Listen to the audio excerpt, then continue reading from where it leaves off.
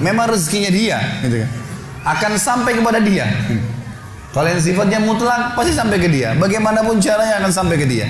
Gitu. Jadi kita harus pahamin berhubungan dengan rezeki masalah ini. Jadi yakinlah tidak ada rezeki diambil oleh orang lain.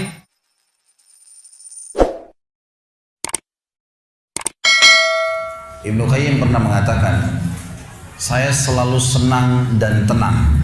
Saya selalu senang dan tenang melalui kehidupan dunia ini karena dua hal. Yang pertama adalah saya selalu senang dan tenang karena saya tahu ajal saya sudah ditentukan oleh Tuhan saya. Maka tidak akan pernah bertambah sesaat dan tidak akan berkurang sesaat.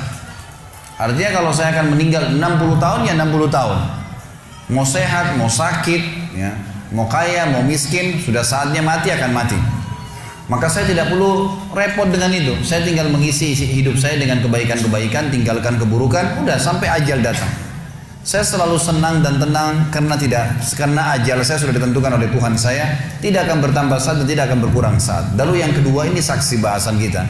Dia mengatakan saya selalu senang dan tenang karena rezeki saya tidak akan diambil oleh orang lain. Teman-teman sekalian, garis bawahi satu hal. Tidak ada dalam Islam namanya rezeki kita diambil oleh orang lain. Pernah waktu saya tabligh akbar di Surabaya dan membahas masalah materi kita tadi subuh, kenalilah Tuhan kau akan bahagia. Ada seorang pengusaha muda datang kepada saya dan berkata, Ustaz, saya bersama dengan beberapa teman-teman saya coba untuk melobi masuk ke dalam satu proyek. Dan di antara teman-teman saya bukan memuji diri, tapi saya orang yang paling baik ibadahnya di antara mereka. Artinya mereka masih sholat pun ya kalau disuruh, kalau saya masih menjaga sholat. Tapi anehnya Ustaz, pada saat ya, proyek tersebut sudah didapatkan, teman-teman saya semua dapat kecuali saya nggak dapat. Gimana cara memahami ini? Sementara saya tahu benar bagaimana ibadah mereka yang kurang kepada Allah Subhanahu wa ta'ala. Lalu saya jawab, itu belum rezeki Anda. Itu aja jawabannya.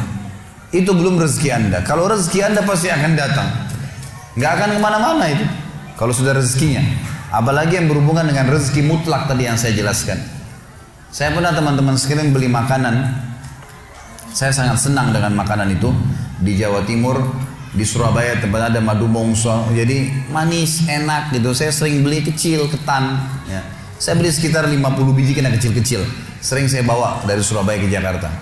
Saya sempat beli, kemudian saya sambil nunggu pesawat akan take off 1 jam lagi Surabaya ke Jakarta, saya taruh di lounge, lagi duduk sambil nunggu waktu, saya buka laptop sambil saya ngetik-ngetik ceramah. Karena asyiknya ngikutin ceramah, saya lagi edit, saya lagi perbaikin, terus dipanggil. Setelah itu 45 menit dipanggil, 5 menit kemudian dipanggil, suruh naik pesawat. Saya buru-buru matikan laptop, saya tutup lalu saya jalan. Saya lupa tuh kresek saya yang ada isinya makanan tadi. Saya ingatnya nanti setelah tiba di Bandara Jakarta. Perasaan tadi selain laptop ada yang saya pegang yang lain nih gitu.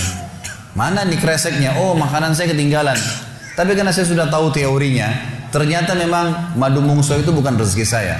Rezekinya orang yang di situ. Gitu. Pernah nggak teman-teman beli makanan kalau yang sudah punya anak kecil di rumah, beli makanan taruh di kulkas niatnya mau makan besok. Besok kita buka sudah dimakan, gitu kan? Ya, sering ya? Itu karena bukan rezeki Anda memang. Memang rezekinya dia, gitu kan? Akan sampai kepada dia. Kalau yang sifatnya mutlak pasti sampai ke dia. Bagaimanapun caranya akan sampai ke dia. Jadi kita harus pahamin berhubungan dengan rezeki masalah ini. Jadi yakinlah tidak ada rezeki diambil oleh orang lain. Tinggal bagaimana kita berusaha punya ilmu. Kalau ingin kembangkan dan dapat yang ikhtiar lebih banyak lagi dan syukuri. Yang kedua teman-teman kiat untuk menambah rezeki adalah infak, sedekah. Harus kita ubah nih satu kaidah kapitalis yang mengatakan menabung pangkal kaya. Maaf teman-teman yang suka nabung nih. Bukan saya larang nabung, bukan. Tapi dalam Islam bukan menabung pangkal kaya, tapi sedekah pangkal kaya. Nggak bisa ketemu antara nabung dengan sedekah, nggak bisa ketemu nih. Susah ketemunya. Karena sedekah disuruh keluarin, ini nabung disuruh simpan, gitu kan? Nggak bakal ketemu. Dalam Islam makin sering kita keluarkan di jalan Allah, makin terbuka tuh rezekinya. Ya, ini dalilnya banyak. Di antaranya hadis Bukhari, hadis Qudsi Di mana Allah Subhanahu wa taala berfirman, kata Nabi SAW, Allah berfirman, "Ya bna Adam, anfik alaik." Wahai anak Adam, berinfak dulu di jalanku, aku baru berinfak padamu. Sedekahin dulu, baru aku kasih kamu. Jadi ini kata kuncinya, makin sering keluarkan, maka makin bagus. Makin bagus yang kita kasih, ya, makin sempurna balasan dari Allah. Coba renungi perkataan Urwah bin Zubair rahimahullah, seorang ulama tabi'in yang masyhur. Urwah bin Zubair ini ayahnya namanya Zubair bin Awam. Salah satu sahabat dari 10 orang yang jamin masuk surga. Anaknya namanya Urwah, ulama besar, gitu kan, dari tabi'in. Urwah mengatakan, janganlah seseorang di antara kalian memberikan untuk Allah, keluarkan di jalan Allah sedekah, sesuatu yang dia malu kalau dia berikan kepada pemimpin satu kaum. Begini maksudnya.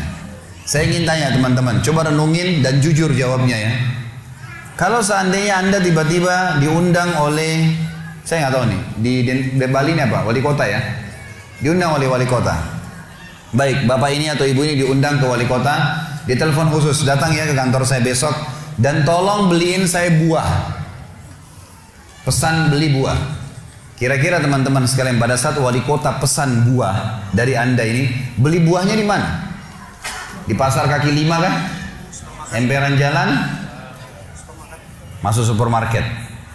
Cari buah yang biasa-biasa saja atau buah yang paling bagus? Kalau ada sedikit rusak kulitnya, tercoret, atau mungkin terkelupas, dimasukin nggak? Setelah kita beli buah-buah yang paling bagus, yang paling mahal, ditaruh di kresek atau cari alat tempat yang lain? Cari keranjang, pakai plastik, pakai kartu nama, luar biasa. Kenapa? Karena wali kota yang pesan. Coba teman-teman sekalian, kalau ibu Anda yang pesan, bapak yang pesan, nah beliin ayah, beliin ibu jeruk ya, buah. Beli di mana kira-kira? Di kaki 5. Kemudian penjualnya bilang, ini ada rusak sedikit, gak apa-apa, masukin aja. Pakai kresek tua ini bekas ikan, udah nggak apa-apa. Ini yang Urwah rahimahullah berkata, janganlah seseorang di antara kalian ya memberikan untuk Allah di jalan Allah. Orang tua kita tuh kalau bakti luar biasa pahalanya kan gitu. Yang kalian malu kalau kalian berikan kepada pemimpin satu kaum. Mestinya ibu ayah kita tuh dibuatin kayak tadi itu, malah lebih hebat daripada itu. Pilihin buah yang paling bagus, dikemas yang paling bagus dan seterusnya. Mestinya begitu. Tapi seperti itulah manusia, karena tidak paham teman-teman sekalian. Sesuatu yang dikeluarkan di jalan Allah akan mendatangkan respon rezeki yang banyak. Ini satu hal yang harus digarisbawahi, dan akan saya bacakan banyak sekali dalil berhubungan dengan masalah itu, di mana Allah Subhanahu wa taala menyuruh kita keluarkan. Ingat, makin baik kita berikan, makin baik juga respon dari Allah Subhanahu wa taala. Coba teman-teman muhasabah nih. Kalau celengan masjid lagi lewat dan Anda punya 1000 baru 1000 tua, yang mana ditaruh? 1000 tua. Kenapa 1000 tua yang ditaruh? Karena belum tahu nih, kalau saya berikan di jalan Allah, ini akan datang responnya. 1000 baru yang kita beli air mineral di luar sana, ini pemahaman yang salah. Ini yang kita mau lurusin malam ini nih. Mestinya teman-teman sekalian cari uang yang baru dikasih ke jalan Allah, yang tua dipakai belanja. Mestinya begitu. Karena makin baik kita berikan, maka makin baik responnya. Gitu kan? Makanya kata para ulama, siapa yang memberikan sesuatu yang baik pada Allah di jalan Allah, Allah akan balas dia dengan kebaikan. Saya akan angkat sebuah kisah teman-teman sekalian. Kisah seorang ulama tabi'in bernama Rabi' ibn Haytham rahimahullah. Rabi' ibn Haytham ini ulama yang sangat terkenal dengan kesolehannya, luar biasa kesolehannya orang ini. Jadi dia di akhir hidupnya, Rabi' ibn Haytham ini muridnya Abdullah bin Umar, muridnya Abu Musa al-Asy'ari, sahabat-sahabat yang mulia. Ini murid langsungnya, ulama tabi'in yang terkenal, Rabi' ibn Haytham. Rabi' ibn Haytham ini di akhir hidupnya sempat stroke setengah badan. Datanglah 2 orang muridnya bertamu ke rumahnya, dan ini termasuk adab yang baik. Kalau teman-teman mendapatkan seorang alim ulama dan memang dia bersedia bisa didatangin, kunjungin, minta nasihat, atau ketemu minta nasihat, atau ada di pengajiannya lah. Mereka datang mengatakan, begitu masuk, kebetulan stroke setengah badan, bagian kiri tubuhnya stroke ini. Ada 4 kejadian di rumahnya pada saat itu. Yang pertama, pada saat muridnya masuk, muridnya berkata, wahai imam ini kiai, ustadz, wahai imam, apa rahasianya, kenapa anda ini bisa mengontrol lisan anda? Tidak seperti ulama-ulama yang lain. Masih kadang-kadang ngobrol-ngobrol kosong. Anda ini betul-betul, Rabi ibn Haytham ini terkenal kalau ngomong nasihat, tanya kabar orang, gitu kan, Quran atau zikir, nggak ada yang lain. Ini itu saja 4 tuh dari lisannya, nggak ada yang lain, luar biasa. Kalau bukan nasihat orang, tanya kabarnya orang lain, gitu kan, apa kebutuhan mereka, kemudian berzikir atau baca Quran. Gitu. Ini masuk dalamnya zikir adalah doa. Maka dikatakan apa sih, murid-muridnya bilang apa rahasianya Anda melakukan seperti ini? Dan ini saya sempat angkat di khutbah Jumat kita kemarin potongan kisah ini.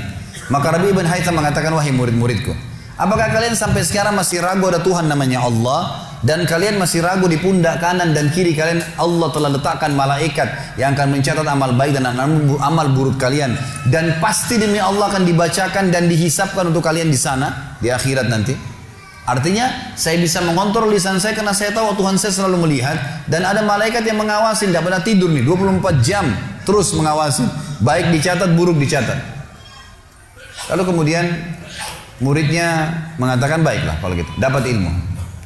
Kejadian pada saat itu teman-teman sekalian yang lain adalah, yang kedua, baru mau ngobrol sama murid-muridnya, tiba-tiba anaknya Rabi bin Haytham keluar dari dapur, masuk ke ruang tamu pamit. Anak laki-lakinya lalu berkata, wahai ayahku, semoga Allah senantiasa menjaga Anda. Ibu saya membuatkan untuk Anda makanan namanya halwa pada zaman itu. Halwa ini Bapak Ibu sekalian makanan yang mahal. Bahannya susah, bahannya mahal, buatnya susah, lama diadon berjam-jam baru jadi. Dan ini dimakan oleh pejabat-pejabat gitu. Rabi bin Haytham rahimahullah ini punya ciri khas. Mereka tidak pernah rewel. Di rumahnya dihidangkan makan apa sama istrinya, dimakan sama dia. Baik sekali orangnya. Udahlah dunia dilaluin sama dia begitu saja. Maka anaknya datang dan mengatakan, wahai ayahku, ibuku membuatkan untuk Anda halwa. Makanan yang mahal bahannya dan juga susah buatnya. Tapi anaknya bilang, ibu saya buat halwa buat Anda. Ibu saya berharap Anda memakannya. Anda memakannya. Gitu. Lalu kata Rabi bin Haytham, baiklah. Keluarkan aja. Dikeluarkanlah makanan tersebut. Lalu halwa ini dipotong-potong karena kue yang bagus dan cukup besar, di nampan besar dipotong-potong. Baru saja Rabi bin Haytham mau memegang dengan tangan kanannya, karena sebelah kirinya sakit. Diambil sebelah kanan, kemudian dia kasih isyarat murid-muridnya untuk ambil juga. Baru mereka mau pegang, tiba-tiba pintu rumahnya ada yang ketuk. Diketuk. Dia kasih isyarat anaknya, suruh buka pintu itu. Dibuka pintu itu. Anaknya pergi sana. Waktu dibuka teman-teman sekalian, ini ternyata yang ketuk pintu bukan orang biasa, orang yang luar biasa, orang gila, gitu kan. Jadi bukan orang yang peminta-minta biasa, orang yang luar biasa, orang yang selalu anggap ini udah deh, nggak usah dilayanin, nggak usah diajak ngomong, nggak usah diperhatikan, gitu kan. Orang gila ini ketuk pintu dengan pakaiannya yang lusuh, tidak pakai alas kaki, rambutnya berantakan, kasih isyarat minta makan. Rabi ibn Haytham rahimahullah tunjuk anaknya, suruh datang, angkat nih halwa, kasih orang gila itu. Halwa nih makanan yang mewah, kasih orang gila itu. Dibawa sama anaknya. Anaknya ini Rabi ibn Haytham waktu bawa piring itu, niatnya ingin memberikan ke orang gila 1 potong, gitu kan. Begitu tiba depan pintu, orang gila lihat makanan enak, walaupun gila tahu juga nih makanan enak, gitu kan. Diambil sama dia piringnya. Diambil, dimakan semua. Dalam kisahnya dikatakan sampai air liurnya jatuh di situ, dihabisin sama dia. Sudah habis teman-teman sekalian, apa yang terjadi? Orang gila nggak ngerti, dia nggak terima kasih, nggak apa, piringnya dilempar pergi. Anaknya Rabi ibn Haytham ini tahu nilainya makanan yang ibunya buat tadi. Diambil piring itu, ditutup pintunya, lalu dia kembali lagi. Kemudian dia bilang sama ayahnya, wahai ayahku, semoga Allah senantiasa menjaga Anda. Sebelum saya lanjutkan kisah teman-teman sekalian, saya sarankan juga bahwa teman-teman di sini yang sudah punya anak, biasakan selalu menggunakan doa antara suami istri dengan anak, itu penting sekali. Karena kata Nabi SAW, jangan ucapkan kata-kata doa yang bisa berbau doa buruk buat kalian, diri kalian, keluarga kalian, dan harta kalian. Karena bisa saja malaikat lewat dan mengaminkannya. Kita harus selalu doa yang baik, gitu kan. Jadi Rabi bin Haytham membiasakan anaknya untuk dilatih berdoa yang baik. Jadi selalu kalau mau minta tolong, nak semoga Allah menjagamu, ambilkan ayah ini. Nak semoga begini, semoga Allah menjagamu, semoga Allah berikan kau rezeki, ambilkan ayah seperti ini. Jadi selalu diikuti dengan doa. Anaknya pun terbiasa mendoakan ayahnya. Dalam kondisi anaknya jengkel karena perilaku si orang gila tadi, dia kembali, dia masih sempat mengatakan, ayah semoga Allah menjaga Anda.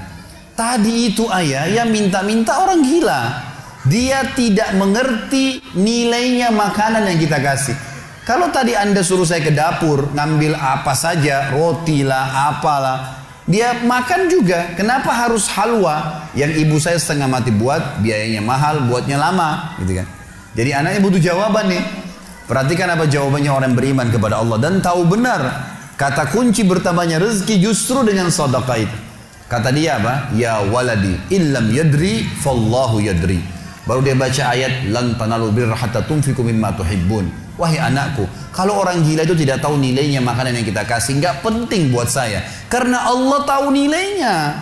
Bukan dianya, tapi Allah tahu nilainya. Dan ingatlah firman Allah, kalian tidak akan mendapatkan, gitu kan?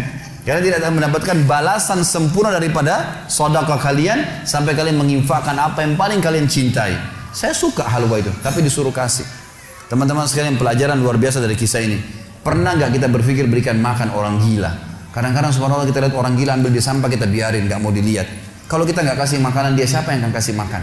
Dan Allah tetap menilai kita dan sesuai dengan niatnya. Innamal a'malu binniyat.